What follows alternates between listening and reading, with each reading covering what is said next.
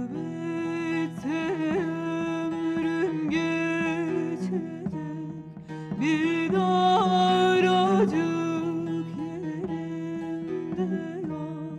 Oturup derdim dökecek bir vefalı yarim de yok. Oturup derdim dökecek bir vefalı yarim de yok. Aman aman aman aman aman aman aman aman bir vefalı yarim de yok.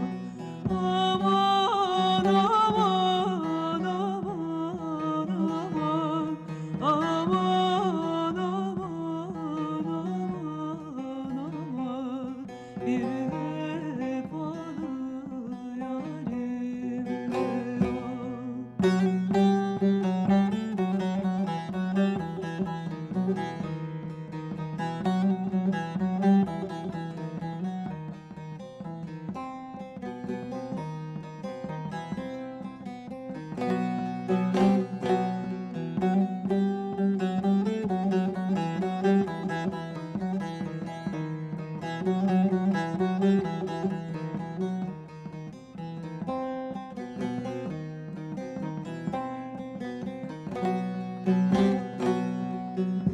diyorlar ki dünya fani, alır